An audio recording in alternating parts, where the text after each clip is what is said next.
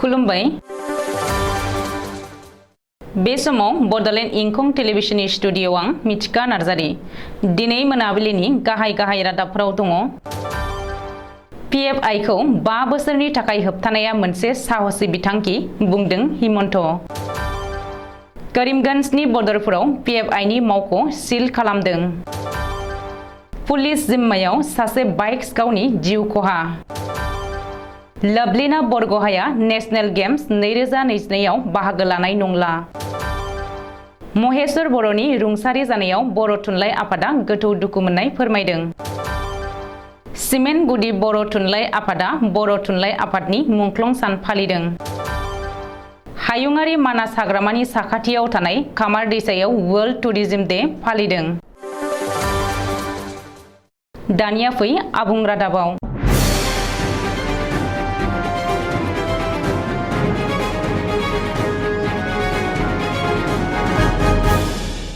भारतआव 5 बोसोरनि थाखाय PFI खौ होबथाबाय। मिरु सरकारा 5 बोसोरनि थाखाय PFI खौ होबथानायनि उनाव गिबि मन्त्रि डक्टर हिमन्त बिश्व शर्माया गाहाय मन्त्रि नरेन्द्र मोदीखौ साबायखर होदों। बेजों लोगोसे भारतआव PFI खौ होबथानो लानाय थांखिया मोनसे साहसि थांखि होननानै हिमन्त बिश्व शर्माया बुंदों। बबेखानि आसाम सरकारा लानो गोनां फल' आप हाबाफारिखौ फोसावनाय जाबाय। बेनि थाखाय जिल्लाफोरा आलादायै नटिफिकेशन फोसावगोन। रायजोआव PFI आरो CFI नि मावख'फोरखौ सिल खालामनाय खामानियाबो जागायबाय। बेबायदिनो होबथाजानाय आफादफोरनि गासैबो गोख्रों सोद्रोमाफोरखौ एरेस्ट खालामगोन।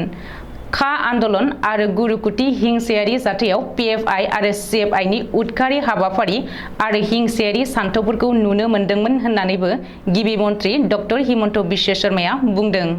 मख'नो गोनांदि उदखारिफोरनो रां फान्डिं खालामग्रा पपुलार फ्रन्ट अफ इन्डिया सुंद'यै PFI खौ भारतआव बेन खालामबाय। दिल्ली, उत्तर प्रदेश आरो आसामजों लोगोसे हादरनि माखासे रायजोआव PFI नि दैदेनगिरि सोद्रोमाफोर हमनो हानायनि उनावनो मिरु सरकारा UAPA आयेननि सिङाव PFI खौ 5 बोसोरनि थाखाय होबथानाय जादों। सोरखारा जारि खालामनाय फोसावथाय बायदियै PFI जों लोगोसे लोब्बा थानाय गुबुन मोन 8 आफादफोरखौबो होबथानाय जादों।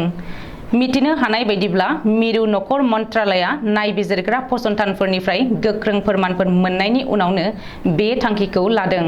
बेनि बागै मिरु नखर मन्त्रालया फोरमायनाय बायदिब्ला PFI आरो CFI खौ मदद खालामग्रा आफादफोरखौ भारत हादराव फैबाय थानाय 5 बोसोरनि थाखाय होबथानानै दोननाय जाबाय। होबथाजानाय आफादफोरखौ सिमि आरो GMB जों लोगोसे PFI नि थोंजों सोमोन्दो थानायनि फोरमान मोननो हादों आरो बेनि उनावनो बे बिथांखिखौ लादों। बेखौबो मख'नो नांगोनदि थांनाय 22 सेप्तेम्बरनिफ्राय 21 सेप्तेम्बरसिम हादरनाङै PFI नि हेंथायै गोख्रों सिग्रोमनानै गोबांसा PFI दैदेनगिरि सोद्रोमाफोरखौ रैखाथि बिफाना हमनो हादों। PFI नि हेंथायै आसामावबो गोख्रों अपारेशन सोलिदों आरो आसामाव दासिम सा 25 PFI सोद्रोमाफोरखौ आसाम पुलिसनि स्पेसियेल ब्रान्चआ हमनो हाबाय। आसामाव PFI नि गंसे मावख'खौ सिल खालामदों।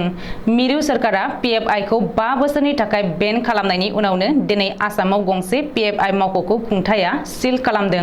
मिथिनो हानाय बायदिब्ला करीमगंज जिल्लानि बदरपुर पुलिसआ दिनै भांगायाव थानाय PFI नि मावख'खौ सिल खालामदों। जायगानि मेजिस्ट्रेट आरो बदरपुर सार्केल अफिसारनि नुजाथिनायाव दिनै बदरपुर पुलिसआ भांगानि PFI मावख'खौ सिल खालामदों। मख'नो गोनांदि हादरनाङै PFI नि हेंथायै गोख्रों अपारेशन खालामनायाव करीमगंज जिल्लानि भांगा ओनसोलनि लामाजुवार गामिनि बजलुल करीम मुंनि सासे PFI सोद्रोमायाबो हमजादों। बजलुल करीमआ थांनाय माखासे बोसोरनिफ्रायनो भांगा ओनसोलाव PFI नि हाबा-हुखाफोरखौ मावबोगासिनो दंमोन होननानै अजद थिखांदों। ओरैहाय मैयाबो गुबुन सानै PFI सोद्रोमाखौ करीमगंज जिल्लानि बिस्कुट गामिनिफ्राय हमनो हादोंमोन। बेनि उनावनो करीमगंज पुलिसआ दिनै भांगायाव PFI नि मावख'खौ सिल खालामो। बबेखानि करीमगंजजों लोगोसे रायजोनि गुबुन गुबुन जिल्लायावबो PFI नि हेंथा अपारेशना गोख्रों सोलिगासिनो दं होननानैबो मिथिनो हादों। पुलिस जिम्मायाव सासे सिखावनि जिउ खहा। शिबसागर जिल्लानि गौरीसागर पुलिस थानायाव जादों बे जाथाया। मिथिनो हानाय बायदिब्ला मैया मोनाबिलियाव गौरीसागर पुलिस थानानि साखाथिनिफ्रायनो AS 04H 8430 नम्बरनि गंसे पालसार बाइक खावनाय जाथायखौ लोब्बा लानानै सीसीटीवी फुटेजनि जोहै बाबु गुवाला मुंनि सासे लाइमोनखौ गौरीसागर पुलिसा हमदोंमोन। नाथाय बाइक सिखाव बाबु गुवालाया हरनि खाबु लानानै पुलिस जिम्मानिफ्राय खारखोमानानै लांनो नाजायो आरो साखाथियावनो थानाय गौरीसागर हाखराव बाज्रुमो। उननि समाव पुलिसा बाबु गुवालाखौ गोब्राब हालोदाव बोखांनानै देहा फाहामसालियाव लांनाय जादोंमोनब्लाबो डाक्टारा थैबाय होननानै फोसावो। बे जाथायखौ बिथा खालामनानै दिनै फुङावनो बाबु गुवालानि नखरनि सोद्रोमाफोर आरो जायगानि सुबुंफोरा बाबु गुवालानि हरखाब जिउ गोमानायनि जाहोन नागिरनानै पुलिस थानाखौ बेंखननानै दुंहाव थासारि खालामफैयो। ओरैहाय बे जाथायनि उनाव गौरीसागर पुलिस थानानि ओसि सत्यज्योति बरठाकुरखौ साख्रिनिफ्राय गोख्रैनो सासपेन्ड खालामनाय जायो आरो बे जाथायनि सायाव शिबसागर पुलिसा गोजौ थाखोनि पुलिस अफिसारफोरनि दैदेननायाव नायबिजिरगोन होननानै रायजोफोरनो खोथा होयो। 29 सेप्तेम्बर बृहस्पतिबारनिफ्राय गुजरातआव खुंगोन 2022 मायथाइनि नेशनेल गेम्स।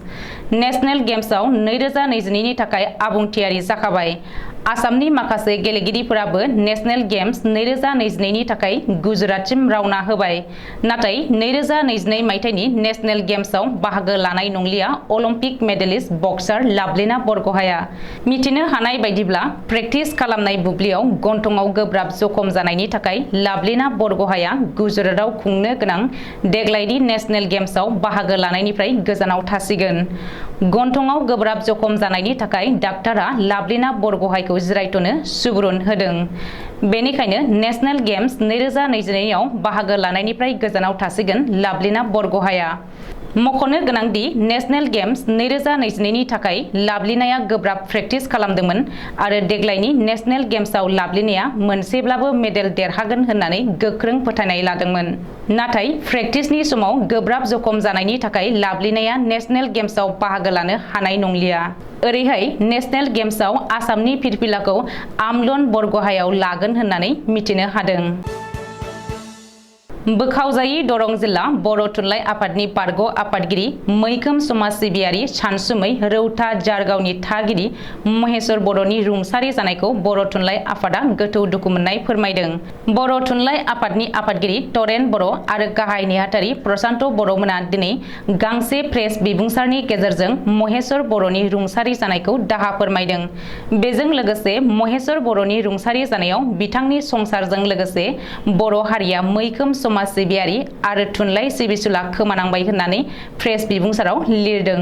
मिथिनो हानाय बायदिब्ला महेश्वर बर'आ थांनाय हरनि 11:20 रिंगासोआव गुवाहाटीनि एप'ल' हस्पिटालाव फाहामथाय लाबाय थानाय समावनो जोबथा हां लायो। मख'नो गोनांदि दिनै 28 सेप्तेम्बर बर' थुनलाइ आफादनि मुंख्लं सान। मिरु आफादजों लोगोसे जिल्ला आफाद आरो गासैबो गुदि बर' थुनलाइ आफाद आरो गौथुमफोरा दिनै बर' थुनलाइ आफादनि मुंख्लं सान फालिदों। मुंख्लं सान फालिनायखौ लोब्बा लानानै दाब दाब जायगायाव सावराय मेलफोरबो लानाय जादों। सिमेन्टसापुरनि सिङाव थानाय बुराफकत बर' गुदि फरायसालियाव सिमेन्ट गुदि बर' थुनलाइ आफादा बर' थुनलाइ आफादनि मुंख्लं सान फालिदों। दिनै मुंख्लं सान फालिनाय हाबाफारिजों लोब्बा लाखिनानै 28 सेप्तेम्बर बर' थुनलाइ आफादनि मुंख्लं सान आरो बर' थुनलाइ सिबिनायाव बर' फोरोंगिरिनि बिहोमा बे मोननै आयदानि सायाव सावरायनाय जायो। बे सावराय मेलाव सावरायगिरि महरै धेमाजि जिल्ला इउबिपिनि गाहाय नेहाथारि दीपंकर नार्जारी आरो सिमेन्टसापुरि फरायसालिमानि बर' बिफाननि गाहाय बिबुंगोरा सबेत बसुमतारी मोना बाहागो लायो। हाबाफारियावनो आलासि महरै बाहागो लायो एसबि बड' गोजौ फरायसालिनि बारग' लेङाइ गाहाय फोरोंगिरि ललित चन्द्र बर', सिमेन्ट गुदि बर' थुनलाइ आफादनि बोसोनगिरि मनुराम बसुमतारी, सिमेन्ट दख'रानि सिङाव थानाय गासै माहारियारि आफादनि गासै दैदेनगिरि आरो रायजो राजाया बाहागो लायो। माहारियारि मानास हाग्रामानि सानजा बाहागोनि साखाथियाव थानाय खामार दैसानि सुमबागानाव दिनै बड'लेण्ड टुरिज्म डेभेलपमेन्ट ससाइटिनि बानजायनायाव आरो मानास मावजि गेन्द्रि इक' टुरिज्म ससाइटिनि हेफाजाबजों साननैनि हाबाफारिजों खुंजानाय वर्ल्ड टुरिज्म डेनि हाबाफारिया दिनै फुंनिफ्रायनो सोलिदों। दिनैनि बे हाबाफारिजों लोब्बा लाखिनानै लानाय गेवलां मेलाव बाक्सा जिल्लानि गिबि डिपुटि कमिशनार हिसाबै खामानि मावलांनाय मिथिंगा मोजां मोनग्रा डक्टर आनवार उद्दिन चौधुरी चौधुरिया गाहाय आलासि महरै बाहागो लानानै खौरांगिरिनि गेजेरजों बिबुंथि लाखिनानै बुङो कर'नानि उनाव मिथिनो मोनबाय दावबायारिफोरनि सायाव बेसेबां सोनारो दायो फिन लासै लासै जौगानो हमदों बेनिखायनो दिनै आं मोनसे एग्जाम्पल होनो सानोदि जोंनि सिमाङा गेदेर जानांगौ फ्रान्सआ मोनसे फिसा हादर जेराव दं 6,500 कौटि सुबुं सानखो नाथाय बेयाव 9 कौटि दावबायारिफोर थाङो बिदिब्ला बिसोरनि सुबुं सानखोनिख्रुइ दावबायारिफोरनि सुबुं सानखोआ बांसिन बेबायदिनो जोंबो जोंनि गिदिर सिमां लानानै दावगालांनांगौ बे मेलाव बुद्धदेव मुलुगसोलोंसालिनि लेक्चारार अरिन्दम तालुकदार बिटिसिनि बारग' एक्जिकिउटिभ मेम्बार बुद्धि नार्जारी आसाम सरकारनि बारग' ब्रेन्ड एम्बासाडर चन्द्रकान्त बसुमतारीखौ लाफानानै भुटाननि सानै समाजारि सुबुङा बाहागो लायो आरो बड'लेण्ड टुरिज्म डेभेलपमेन्ट ससाइटिनि आफादगिरि बीर बाहादुर लामाजों लोगोसे गासै सोद्रोमाफोरा बाहागो लायो मेलाव हायुङारि मानास हाग्रामानि गाहाय माव दन्देश्वर बर' आरो थावराउम राजा ब्रह्मनो मान बावनायजों लोगोसे कुइज बादायलायनायाव सेथि आरो नैथि मासि आवग्रिनो हानाय हानजानो फोरमान बिलाइ गथायो दिनै मोनाबिलिनि रादाबा एसेनोसै गोजोन्थों।